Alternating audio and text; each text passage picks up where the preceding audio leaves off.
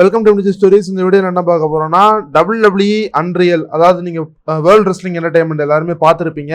இப்போ WWEல பேக் ஸ்டேஜில் நடக்குது. இந்த ஸ்கிரிப்ட் டெவலப்பிங்லேருந்து மேட்சுக்கு எப்படி ஸ்டேஜ் பண்ணுறது வரையும் எல்லாமே இந்த டாக்குமெண்ட்ரியில் காமிச்சிருக்காங்க. WWEன்றது என்ன, உங்களுக்கு வந்து ரியலா ஃபேக்கா எப்படின்றத முழுசாக அந்த டாக்குமெண்ட்ரியில் பேசியிருக்காங்க.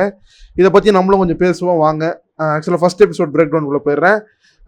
கோடி ரோட்ஸ் வந்து அவருக்கு முன்னாடியே தெரியுமா இந்த மாதிரி நம்ம வந்து next phase of the company ஆக போகிறோம், நம்ம தான் ஒரு பிக் ஸ்டாராக இருப்போன்றது எல்லாமே ட்ரிபிள்ஸ் வந்து இவருக்கு சொல்லியிருக்காரு. பால் லெவஸ்க்கு உங்களுக்கு தெரியும்னு நினைக்கிறேன். அவர் தான் இப்போ கரண்ட் சிசிஓ இருக்கார் WWE. அவர் வந்து எல்லாமே நம்ம கோடிக்கு சொல்லி அவர் வந்து இந்த மாதிரி சாம்பியன் ஆக போகிறார், ரோமன் ரெயின்ஸை பீட் பண்ணி அதுன்ற வரையும் எல்லா பிளானையும் ரிவீல் பண்ணிட்டு தான் அவங்க அடுத்ததுக்கே போயிருக்காங்க. அதே மாதிரி ஜான்சினோட ரிட்டையர்மெண்ட் டூருக்கும் நீங்கள் தான் மெயின் ஈவென்ட் பண்ண போறீங்கன்ற வரைக்கும் சொல்லியிருக்காங்க. அந்த சொன்ன மாதிரியே ரெஸ்ல்மேனியால மெயின் ஈவென்ட் பண்ண வச்சாங்க. அதையும் இந்த டாக்குமெண்ட்ரியில் காமிச்சிருந்தாங்க.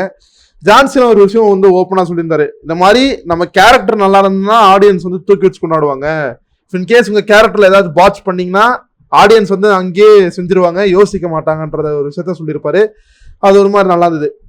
அதே மாதிரி ரியா ரிப்ளிக்கு வந்து ஒரு இது சொல்லியிருப்பார் ட்ரிபிள்ஸ் வந்து, இந்த மாதிரி லிவ் மோர்கன் வந்து உங்களை பேக் ஸ்டேஜில் அட்டாக் பண்ணுவாங்க, நீங்கள் இந்த நேரத்தில் இப்படி ரியாக்ட் பண்ணோம் அப்படின்னு சொல்லும்போது அவங்களும் ரெடியாக இருப்பாங்க. அந்த அட்டாக் பண்ணதில் அவங்களுக்கு ஷோல்டர் வந்து இதாகிருச்சான், இந்த டிஸ்லோகேட் ஆகி அந்த காலர் போனோட தள்ளி போயிருச்சான். இப்போ காலர் போன் தனியாகவும் ஷோல்டர் போனும் தனியாகவும் டிஸ்லோகேட் ஆகிட்டு அவங்க அப்பயும் நான் சர்ஜரிலாம் வேணாம் ரெசில் பண்ணுறேன்ற மாதிரி அவங்க ரெசில் பண்ணி கொடுத்துட்டு அப்புறம் இதெல்லாம் போயிருக்காங்க, சர்ஜரிக்கெலாம் போயிருக்காங்க. ஸோ அதெல்லாம் பார்க்கும்போது ரொம்ப இதுவாக இருக்குது. ஏன்னா WWE வந்து நம்ம முழுசாக ஃபேக்குன்னு சொல்லிட முடியாது. ஒரு சில விஷயங்கள் ஃபேக் தான், ஆனால் அதுக்கு WWE ஃபேக் கிடையாது. WWEல ஸ்கிரிப்ட் பண்ணி பண்ணுறாங்க, அது எவ்வளோ இன்ட்ரெஸ்டிங்காக பண்ணுறாங்கன்றத இந்த சீரிஸ் பாருங்க உங்களுக்கு புரியும். ரியா ரிப்ளிலாம் சொல்லும்போது அவ்வளோ இதுவாக இருக்குது. ஷோல்டர் டிஸ்லோகேஷனோட ரிசல்ட் பண்ணியிருக்காங்க. அதே மாதிரி சிஎம் பங்கோட பேக் ஸ்டோரியும் சொல்லியிருக்காங்க. அதில் லைக் எப்படின்னா அவர் வந்து இவ்வளோ நாளாக WWE பக்கமே வரல, WWE வந்து நான் எப்படிலாம் திட்டிருக்கேன் உங்களுக்கே தெரியுன்ற மாதிரி அந்த ஃபுட்டேஜையும் ஷோ பண்ணி காமிச்சிட்டு, இதை மாதிரி ஒரு 10 வருஷம் கழிச்சு ஹண்டர் கிட்ட இந்த ஃபோன் வந்துச்சு, இதை மாதிரி WWEக்கு வரீங்களா பங்க் அப்படின்னு சொல்லிட்டு ஹண்டர் கேட்டாரு. எனக்கும் டினே பண்ண மனசு வரல, நானும் ஒத்துக்கிட்டேன் அப்படின்னு சொல்லிட்டு எல்லாத்தையும் அது காமிச்சிருந்தாங்க. பங்கு வந்து அந்த பழைய இதெல்லாம் மீறி பிரச்சனையெல்லாம் மீறி எப்படி கம்பெனிக்கு சைன் பண்ணுன்றதை ட்ரிபிள்ஸையும் சொல்லியிருந்தாரு. அதுவும் நல்லா இருந்தது. ஏன்னா அப்போ பார்த்த பங்கு வேற, இப்போ இருக்கிற பங்கு வேற. எனக்கு வந்து என் கெரியர் முடித்துக்குள்ளே நான் அதாவது அச்சீவ் பண்ணணும், ரெஸ்ல்மேனியால மெயின் ஈவென்ட் பண்ணணுன்ற மாதிரி பங்கு ஆசைப்பட்டாரு. அதையும் நிறைவேற்றி கொடுத்தாரு நம்ம ட்ரிபிள்ஸ் வந்து. அதையும் இந்த சீரீஸில் காமிச்சிருந்தாங்க, அதை நான் பாராட்டுவேன். அந்த ரா நெட்ஃப்ளிக்ஸ் எபிசோட் ப்ரீமியர் இருக்குல்ல, அதுக்கு எப்படி அந்த செட்டப் பண்ணாங்க பேக் ஸ்டேஜில் வந்து கொரில்லா டேபிள் ஒன்று வச்சு இந்த மாதிரி மேட்ச் எவ்வளோ நேரத்தில் முடியணும், என்னென்ன மூவ்ஸ் போடணும், மேட்ச் எப்படி போய்கிட்டு இருக்கு, இன்னும் எவ்வளோ நேரம் இருக்குது அப்படின்ற வரையும் அதை மேனேஜ் பண்ணுறதுக்குன்னு ஒரு டீம் இருக்குது பேக் ஸ்டேஜில். அவங்க வந்து இங்கே இருக்கிற கமாண்ட்ரி டீமு அப்புறம் ரெஃப்ரி எல்லாத்துக்குமே இன்ஸ்ட்ரக்ஷன் கொடுத்துருவாங்க. அந்த இன்ஸ்ட்ரக்ஷன் படி இந்த ரெஸ்லர்ஸ் வந்து கரெக்டாக நடந்துக்கிறாங்களான்றது வரையும் அதை அவ்வளோ அழகாக காமிச்சிருந்தாங்க, நல்லா இருந்தது. அதே மாதிரி ரியா ரிப்ளி வந்து சாம்பியன்ஷிப் ஜெயிக்க போகிறாங்கன்றது வந்து அவங்களுக்கு தெரியும். ஆனால் அது ஒரு எக்ஸைட்மெண்ட் இருக்கும்ல, இது மாதிரி நம்ம சாம்பியன்ஷிப் ஜெயிக்க போகிறோம் என்ன பண்ணலான்றது வந்து பேக் ஸ்டேஜில் டேமியன் ப்ரீஸ்ட் கூட டிஸ்கஷன் பண்ணிட்டு அவங்க மேட்ச் விளையாட போயிட்டு ஜெயிச்சதுக்கப்புறம் ட்ரிபிள்ஸ்லேருந்து அங்கே இருக்கிற பேக் ஸ்டேஜ் ப்ரொடியூசர்ஸ் எல்லாத்தையும் ஹக் பண்ணி அந்த என்ஜாய்மெண்ட்லாம் இருக்குது பார்த்தீங்களா, அதெல்லாம் வந்து நமக்கு ஸ்க்ரீனில் காட்ட மாட்டாங்க.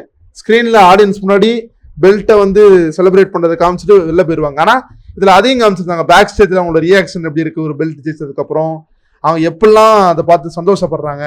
இதெல்லாம் கொஞ்சம் ரொம்ப ஒரு மாதிரி புதுசாக இருந்துச்சு பார்க்க. இந்த மாதிரி நிறையா காமிச்சிருந்தாங்க. சிஎம் பங்கு சித்ரோன்ஸ் மேட்ச்க்கு அந்த பேக் ஸ்டேஜில் எப்படி போச்சு அந்த மேட்ச்சு.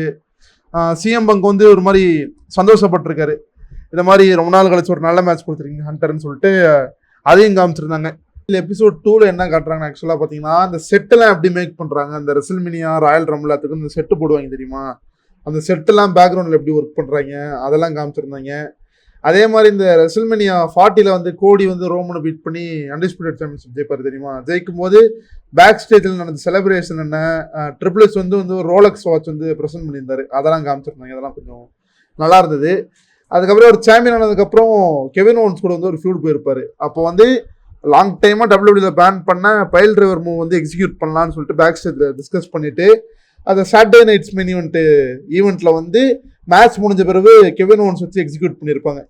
எக்ஸிக்யூட் பண்ணிவிட்டு ட்ரிபிள்ஸும் கெவின் ஓவன்ஸும் பேக் ஸ்டேஜ்லேயே சண்டை போடுற மாதிரி காமிச்சிட்டு முடிஞ்ச பிறகு எல்லாம் மேட்ச் முடிஞ்சு ஷோ முடிஞ்சு எல்லாம் போன பிறகு இவங்க என்ன பேசிக்கிறாங்கன்ற வரையும் டீட்டெயிலாக காமிச்சிருக்காங்க இந்த எபிசோடில், நல்லா இருந்துச்சு.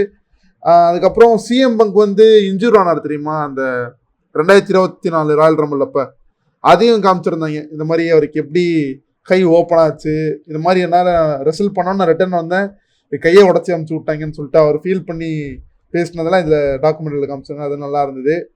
அதே மாதிரி கோடி ரோட்ஸுக்கும் இவருக்கும் மேட்ச் இருக்குது பார்த்தீங்கன்னா, கெவின் ஓவன்ஸுக்கும். அந்த மேட்ச்சில் வந்து லேடரில் ஒரு மூவ் போடும்போது ப்ராப்பராக அந்த மூவ் வந்து இதாகலை, ஓகேங்களா. அது அப்படியே அவர் கழுத்தில் பட்டு நின்றுட்டு அப்புறம் கீழே விழுந்தார். நிஜமாலே அடிபட்டுருக்கு போல இவர் கோடி ரோட்ஸுக்கு.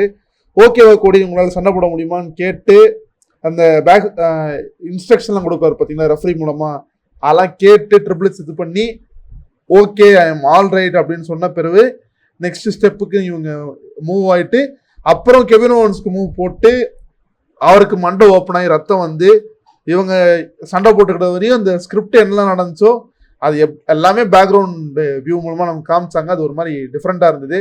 அப்புறம் கெவின் ஓவன்ஸ் வந்து பேசினார், நான் ரொம்ப அவனை அடிச்சிட்டேன் கோடி அப்படின்னு சொல்லிட்டு. பேக் ஸ்டேஜில் வந்து இவங்களோட டிஸ்கஷன் அதெல்லாம் ஒரு மாதிரி ரொம்ப புதுசாக இருந்துச்சு பார்க்க, அது நல்லா இருந்தது. அப்புறம் ஜே ஊசோக்கு வந்து புஷ் கொடுத்தாங்க தெரியுமா, ரெசல்மேனியாவுக்கு வந்து வேர்ல்டு சாம்பியன்ஷிப்புக்கு. அந்த ராயல் ரம்பிளுக்கு வந்து பிஃபோராகவே அவங்க டிசைட் பண்ணிட்டாங்க ஸ்கிரிப்ட் ரூமில் என்ன இது பண்ணுறாங்க, ஜான்சனாவை ஜெயிக்கலாமா, சிஎம் அங்கே ஜெயிக்கலாமா, ரோமனை ஜெயிக்கலாமான்னு சொல்லிட்டு பேசிட்டு இருக்கும்போது ஜே ஊசோன்னு சொல்லிட்டு ஒருத்தரை வந்து சொன்னதுக்கப்புறம் ஜே ஊசோக்கு ஏற்ற மாதிரி நம்ம ஸ்கிரிப்ட் இது பண்ணுவோம்னு சொல்லிட்டு ஜே ஊசோ வந்து பெரிய ஆளாக மாற்றி அந்த ராயல் ரம்பிள் ஜெயிக்கிற ஸ்கிரிப்டை வந்து முழுசாகவே ஜே ஊசோ கிட்ட சொல்லி அவரும் ஓகே பண்ண வச்சு அந்த ராயல் ரம்பிள் மேட்ச் எக்ஸிக்யூட் பண்ணாங்களா, அது எல்லாமே இந்த இதில் காமிச்சிருந்தாங்க. அது ஒரு மாதிரி நல்லா இருந்தது. அன்ரியல் எபிசோட் 3ல பார்த்தீங்கன்னா பெருசாலாம் ஒன்றும் காமிக்கல. விமென்ஸ் ரெவல்யூஷன் சொல்லிட்டு சார்லட் ஃபிளேர் வந்து 2025 எப்படி ராயல் ரம்பிள் ஜெயிச்சாங்க, அதுக்கு எப்படி ஸ்கிரிப்ட் ரெடி பண்ணாங்க. அப்புறம் பியாங்கா பேலர் வந்து எப்படி எலிமினேஷன் சாம்பரில் ஜெயிக்க வச்சாங்கன்ற 2 இம்பார்ட்டன்ட் மேட்டர் மட்டும் தான் எனக்கு இதில் நோட்டீஸ் பண்ணுற மாதிரி இருந்துச்சு. மீதி செல்சி கிரீன் சொல்கிறாங்க, அவங்களாம் வரும்போது நான் ரெஸ்லிங்கே விட்டுட்டேன் டோட்டலாக. ஸோ அதனால் அவங்களை பற்றி எனக்கு தெரியாது, சொன்னாலும் எதுவும் பேச விரும்பல. ஸோ இதை மட்டும் இல்லை காமிச்சிருக்காங்க, வேறு ஒன்றும் இல்லை ஃப்ரெண்ட்ஸ். இதில் அப்படியே எபிசோட் 4 கிட்ட வந்தோம்னா ஜான்சனோட ஹீல் டர்ன் வந்து பண்ணாரு பார்த்தீங்களா, நம்ம கோடி ரூட்ஸ் அடிச்சு அது எப்படி பிளான் பண்ணாங்க, அதுக்கு என்ன மாதிரிலாம் பேக்ரவுண்ட் ஒர்க்கு போச்சுன்றதை டீட்டெயிலாக காமிச்சிருந்தாங்க.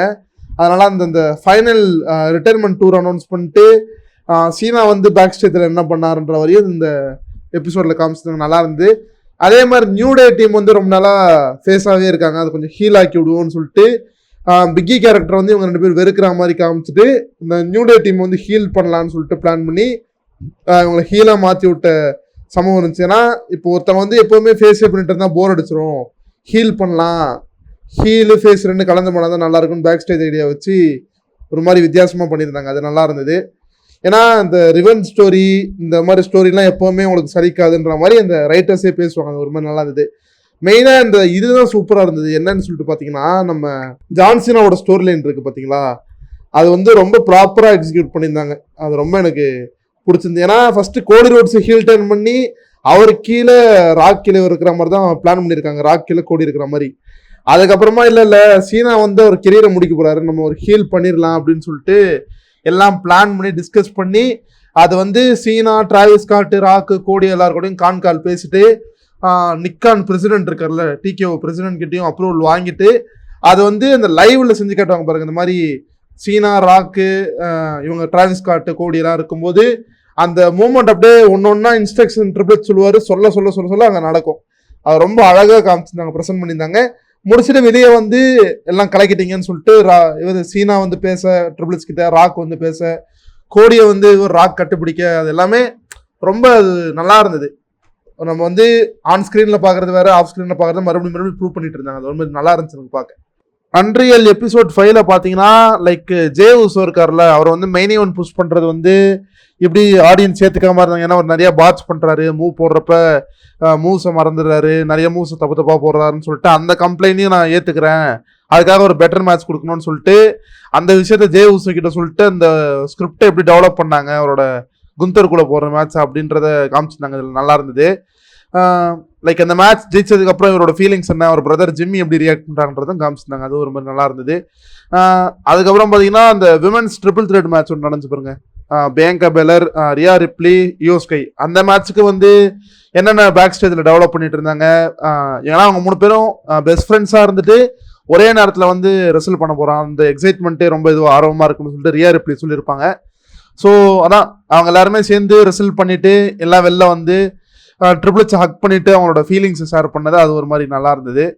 அதுக்கப்புறம் என்னன்னா அந்த மெயின் ஈவெண்ட் ட்ரிபிள் த்ரெட் இருக்கு பார்த்தீங்களா, டே 1 வந்து சிஎம் பங்க் ரோமன் செத்து அந்த மேட்சுக்கான ஸ்டோரி லைன் பில்டப்பும் நல்லா இருந்தது. ஆக்சுவலா ஸ்கிரிப்ட் ஆக்சுவல் பிளான் வந்து சிஎம் பங்க் தான் ஜெயிக்கிற மாதிரி இருந்தது. ஏன்னா அவரோட ஃபர்ஸ்ட் மினி ஒன் மேட்ச் அவர் ஜெயிக்க வச்சா நல்லா இருக்குன்ற மாதிரி ட்ரிபிள் சொல்லியிருக்காரு. ரைட்டர்ஸ் வந்து சிஎம் பங்க் ஜெயிச்சா அளவுக்கு நல்லா இருக்காது, இல்லை கொஞ்சம் யூனிக்காக வரதாச்சும் ட்ரை பண்ணுவோம், பாலையமன் வந்து பிட்ரே பண்ணுற மாதிரி வைப்போம், ரோமன் ரைன்ஸ் சிஎம் பங்கை செத்ரான் சைடில் போகிற மாதிரி பண்ணலான்னு சொல்லிட்டு செத்த ஜெயிக்க வைக்கிற மாதிரி இதை பண்ணி இவர்கிட்ட கன்ஃபர்மேஷன் வாங்கிட்டு சிஎம் பங்க் கிட்ட இவரும் ஒத்துக்கிட்டு அந்த மேட்ச் வந்து ப்ராப்பராக பண்ணி கொடுத்துட்டு அவர் இந்த ஃபர்ஸ்ட் இந்த மேட்ச்குள்ளே போகிறதுக்கு முன்னாடி அவரோட ரியாக்ஷன்லாம் காமிச்சிட்டு ஃபர்ஸ்ட் மெயின் ஈவெண்ட் வந்து எப்படி ரியாக்ட் பண்ணுறான்றதெல்லாம் காமிச்சிட்டு அது ஒரு மாதிரி நல்லா இருந்தது.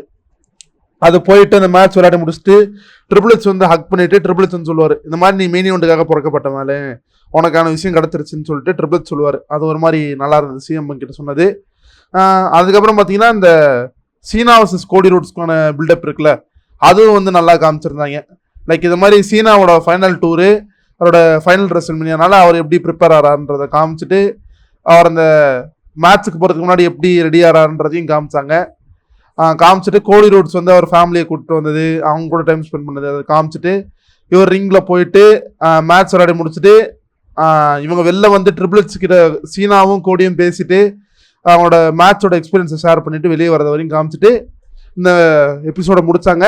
கடைசியாக ட்ரிபிள் எச் என்ன சொல்லி முடிக்கிறாருன்னா, இது வந்து அன்ஃபினிஷ்டு ஸ்டோரி, இது வந்து போயிட்டே இருக்கும், இப்போ கூட நான் வந்து ராவோட ஸ்கிரிப்டை கையில் வச்சுட்டு தான் அவங்ககிட்ட பேசிட்டு இருக்கேன்னு சொல்லிட்டு அந்த ஸ்டேஜ் எப்படி ரெடி பண்ணுறாங்க, அந்த ஆடியன்ஸ் வரதுக்கு முன்னாடி எப்படிலாம் அந்த ஸ்டேடியம் ரெடி பண்ணுறாங்கிறத காமிச்சிட்டு இந்த அன்ரியலோட சீரீஸ் முடிக்கிறாங்க. இதுதான் இந்த அன்ரியல் சீரீஸில் இருந்தது.